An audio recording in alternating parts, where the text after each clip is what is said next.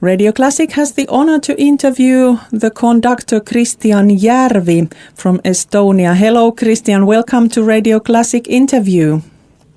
Hello, terve. You will be coming on Sunday the 17th to Finlandia Hall in Helsinki, and you'll be giving a concert with the orchestra called Baltic Sea Philharmonic. Can you tell me about this orchestra? What is it all about? What is it like? Well, we're actually on a tour which is called Nordic Pulse, and the whole concept here is actually to present not only what we are as an organization in terms of new ideas and thinking, but also to represent this great repertoire which has been around for a while, but also there's a reason why it's been around, and it has stuck in people's minds. It's because this spirit that something new comes from the north is something that has not just been a kind of a recent phenomenon, but it is something that has been culturally been taking place already for ages. And I think that it's very important to bring that into a new context. So Nordic Pulse is basically a combination of Baltic Sea Philharmonic, which approaches things in a very, I would say, adventurous or unique way, simply because it's not playing as a traditional orchestra. Actually, it was created in 2008, over 10 years ago now, as a youth orchestra. And our initial mission was to get rid of all of these borders and obstacles, whether they're geographic or political or even economic, and unite this region of the north of the countries that have a border onto the Baltic Sea. And actually this sea, which has forever separated these countries, use it as a binding force to bring everyone together, not under one flag, but under one regional identity, which is this very special part of Northern Europe, and harness all of its creative capacities. That was the initial reason why the orchestra was created. And since we're 10 years older, everybody is young professionals now, and some of them have jobs, some of them are teaching, some of them are married, some of them are have kids, but we still come back to our roots, so to say. And this is this orchestra, which is using completely new elements in its performance, and essentially it has become a source of empowerment in many ways, not only for its players, but also for its audience, because we bring together different aesthetics and create different environments in order to present these different aesthetics. And I'll explain that to you in just a second, what they are. You are known for abandoning some classical music traditions, so can you tell me about the aesthetic principles in this orchestra?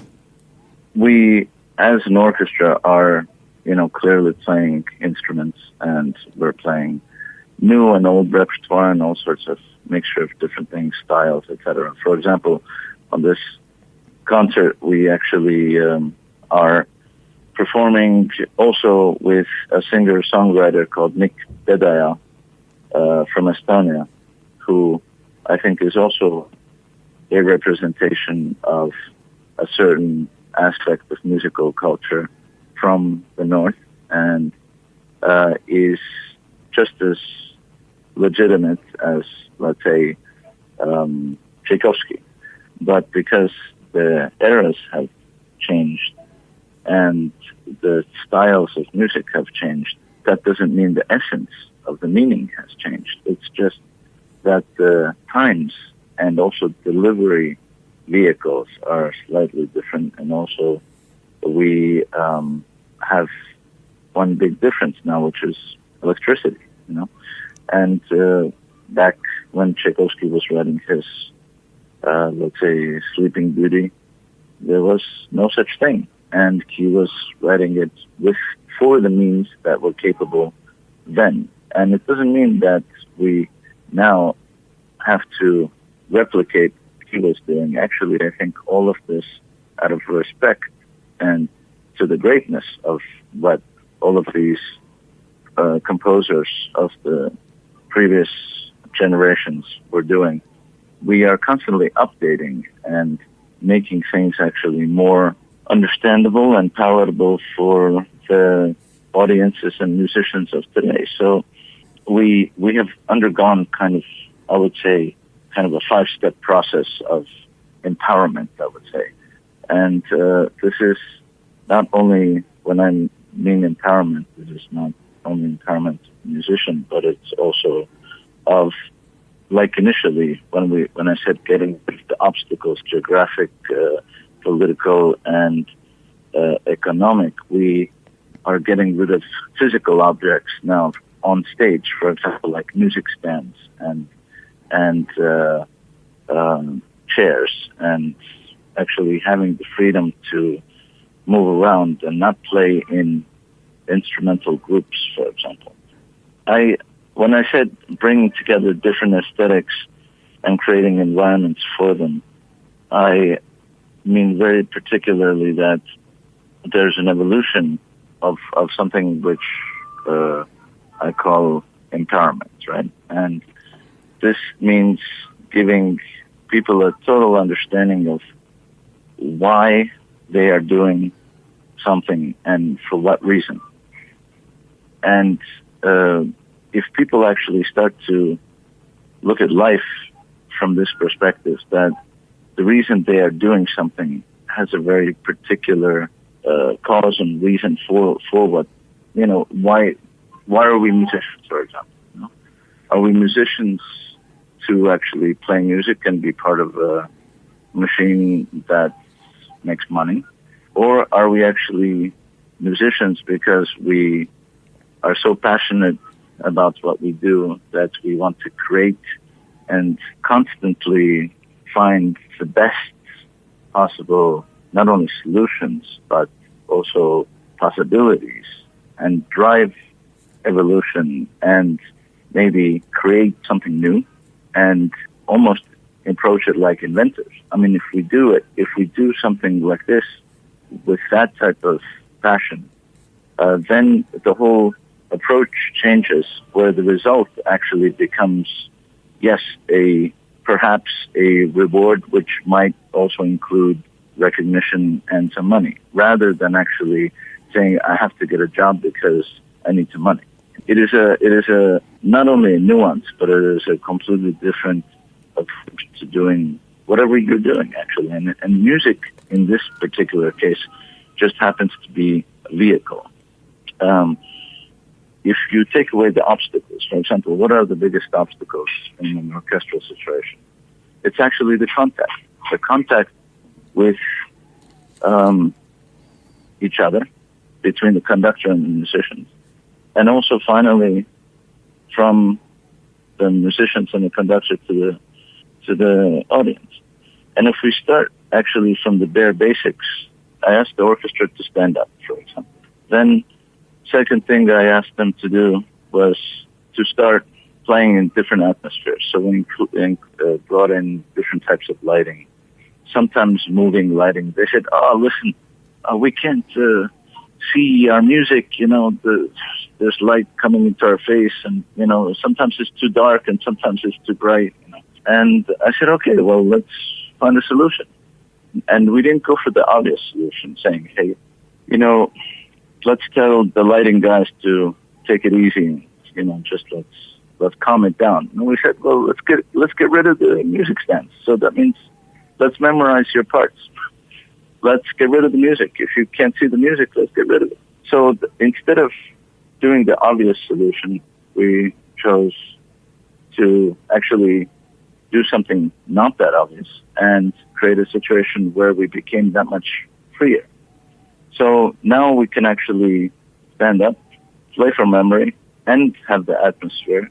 But then I also wanted to make sure that people didn't feel like they had these kind of crutches where they could lean on somebody else and still say like, yeah, but no, we're doing all this stuff, but we have to place ourselves in a situation where we're still in groups and stuff. And actually, I said, listen, if we're already going this far, and you're worried about, for example, playing within a section and maybe you can't see somebody because somebody in front of you is taller or something like that, I said, just stand anywhere you want. Just there's one rule, you can't stand next to anybody who is playing in your instrumental group. And they're like, yeah, but what if we then forget which passage we're supposed to play or what's going on? I said, you know how the piece goes, you know the harmonic movements, you know what the phrasing is. Just fill it in. And they're like, well, what do you mean we just fill it in? I said, yeah, just just become the composer for that moment, And it's not that the musician is actually going to do that, but just the idea of the freedom of having that choice to actually not be right and actually trust themselves to be right. And even if they don't remember exactly 100% what's written, to actually play something as convincingly on the spot to completely feel satisfied with it. That's actually the whole goal of orchestral performance. We basically got to the point where now musicians are coming up to me and saying, hey, let's try moving around and let's maybe doing moving stages in the future and kind of really coordinate and choreograph lighting. And I mean, this is like a revolution, people they have realized that, wait a second, that the whole universe is within themselves. Everything is completely possible if you actually take away all of these imaginary obstacles that we build for ourselves. And so essentially this is kind of a vehicle which operates on the essence level of why. The second level is the human level of so-called reality, and actually challenges that thought, because if you think on the quantum level, then you realize, just like Einstein said, that everything is energy. And if you are 100% clear in what you want to achieve in terms of your mind capacity, meaning if your fantasy is big enough, you will reflect that in reality. So it's not about what's reality now. It's about what will become reality if you actually take away all of the obstacles that we have created for ourselves. So for me, this is really a showcase of human capacity, imagination, possibilities, and actually 100% a vehicle for major empowerment, self-improvement. I mean, just this is all, yes, done with the instrument of music, so to say, but it is really only an instrument for a much, much bigger cause, which is the empowerment of humanity. And that's actually the new way of thinking that I was talking about. That's the Nordic pulse. And that's why we're having this tour. It sounds great that you are encouraging the musicians in the orchestra to be so creative and encouraging them to forget the obstacles such as seeing or remembering the music. What about if you are looking for new members to this orchestra and you are having an audition, like you will have also on the 18th of March in Sibelius Academy in Helsinki as a part of the talent tour audition, then are these new members expected to be, as well as excellent musicians, also open to these ideas? Do they have to have knowledge about these free techniques of performing, or will they get trained within the community? First of all, there's only one ground rule, and that is that there are no rules. And if you can live with that, then basically you are opening yourself up to a world of possibilities, which maybe you have never encountered before, maybe thought that were not possible before. If you're a fantastic musician and are not open to those possibilities, then this is not for you. I'd be the first one to say that, then you probably can do something else. I mean, that's everything. Choice is also a huge factor here. And some people, they just want to actually be in a different kind of situation where they are not challenged, and actually they don't see life as a fun game full of challenges and obstacles, that we can actually feel a joy and camaraderie with a gang, so to say, that plays this game extremely proficiently and in a fun way, where mistakes are always allowed. Because look, if you go through life thinking that everything has to be perfect, you're just setting up yourself for disappointment. So if you want to talk about reality, that's the reality. And if you want to have fun, and if you want to have an incredible, inventive time where people support you, and they do it within a really awesome atmosphere where everybody's kind of picking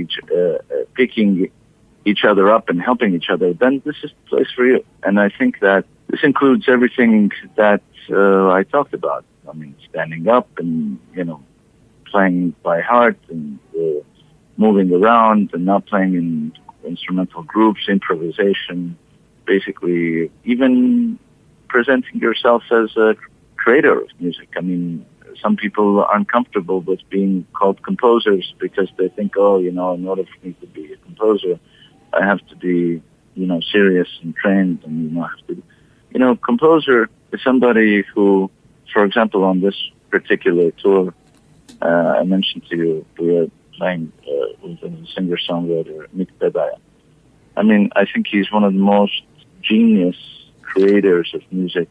Okay, maybe some people wouldn't want to call him a composer. I think that he is a composer because he creates original music and unbelievably deep and profound, fantastic music, which touches your heart. And if that isn't composing, then I don't know what it is.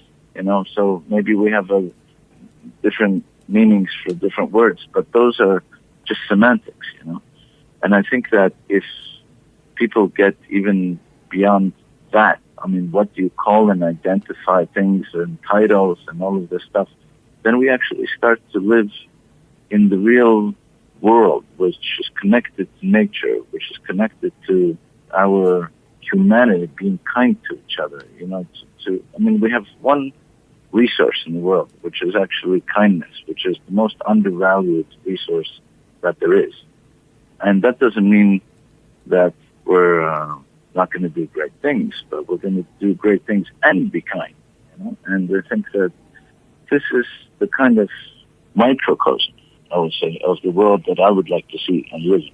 And that's hopefully then going to be reflected outwards into the macrocosm, which maybe is at first, the concert hall, and then maybe the wider community of cities that we play in, hopefully in the countries that we play in the region that we play, and then finally for this region to project onto the world this transformative energy, that something which as simple as what I'm talking about now, which is encouragement, kindness, and understanding, but also with a drive for challenging ourselves and creating possibilities and ideas, and really not actually saying, hey, listen, if I had money, then I would do this. No, actually create money from your own capacity, because actually the whole universe wouldn't exist if we actually weren't conscious to realize that there's something that is called the universe. And in fact, everything is a figment of our imagination, as they say. So why don't we start looking at it from that perspective and create the world that we really would like to live in? And it's actually a wonderful, wonderful journey. Then this is the place for you. Well, apart from being nice human beings to each other, we need to take care of the nature. How does your orchestra help in protecting the Baltic Sea? Well, as I mentioned to you, look, if we create the same vibrational energy and we're on the same frequency as nature is, we are then actually creating that environment which is conducive to people saying, wait a second, what they're doing is so not only inspirational, but it is just feels right, because actually it is completely in harmony with everything that is around us. And that is actually, all of the different elements of nature, the earth, wind, fire, water, all of this stuff which truly composes us as well, physically and mentally. And then we actually start to care about not only each other, but also care about how, that we actually throw things in the trash and don't throw them on the floor, And then we actually start to think about whether we should actually destroy kilometers of forest for some kind of manufacturing plant, or maybe not, because maybe that is not necessary, because this manufacturing plant is not the only way to give people jobs. Maybe there's another way to empower people to actually create on their own, and maybe those people who we thought we should give jobs to, they could actually be giving jobs to other people. Because if we ignite that spark within them, they can actually become the creators and the job givers. We can't keep on building a dependency system.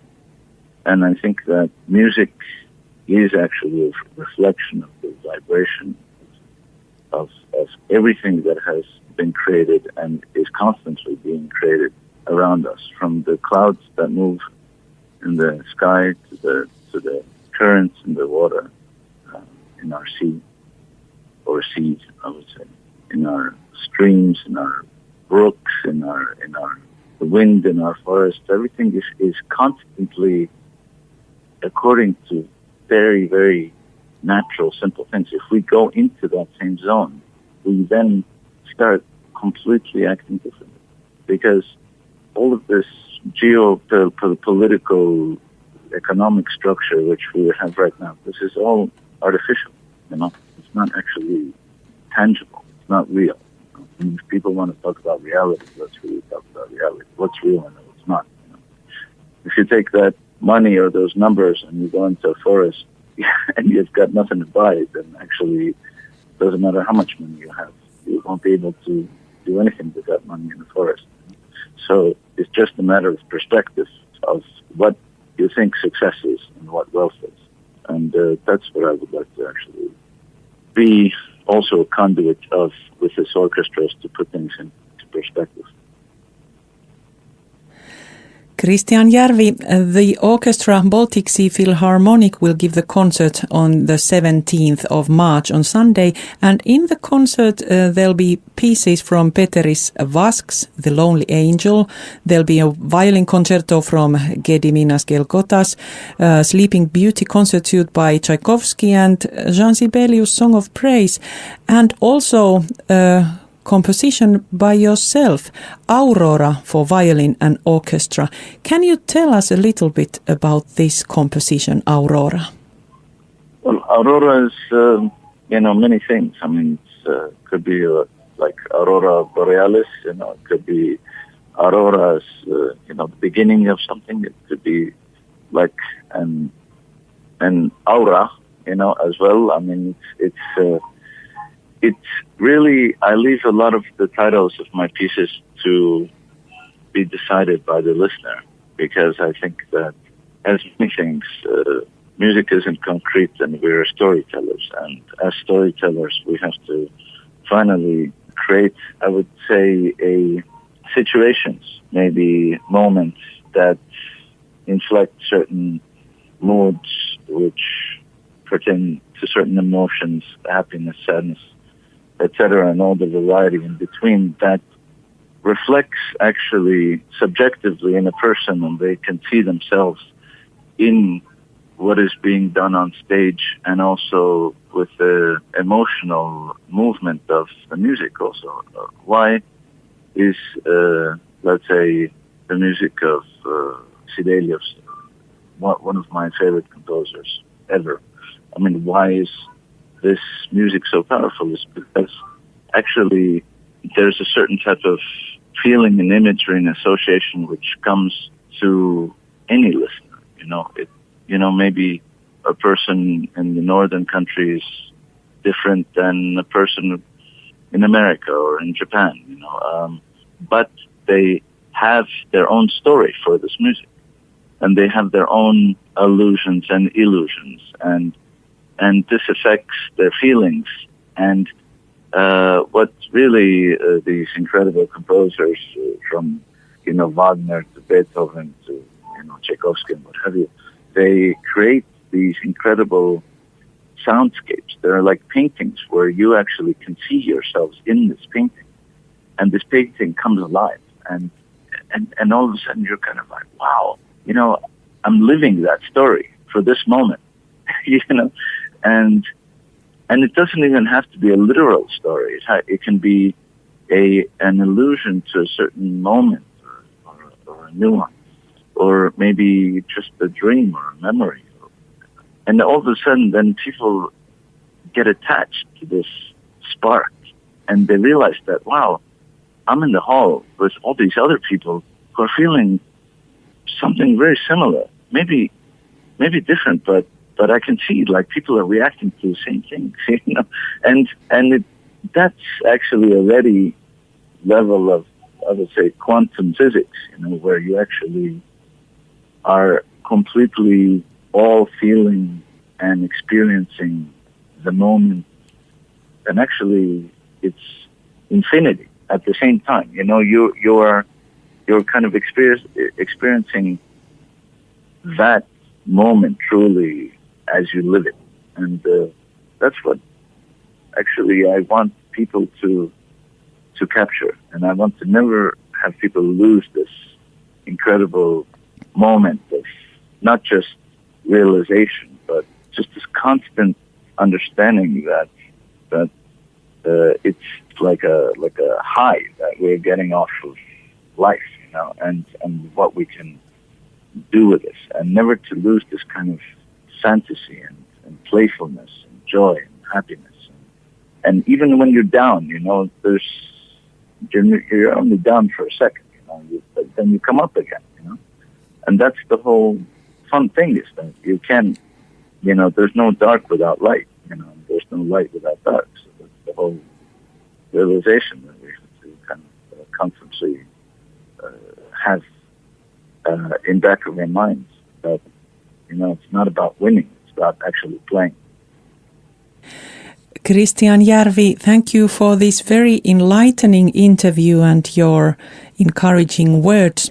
I wish you a great audience to enjoy your performances and to join you for this harmonious experience that you can offer also in Helsinki the 17th of March. And all the best for you. Thank you for this interview. Thank you so much.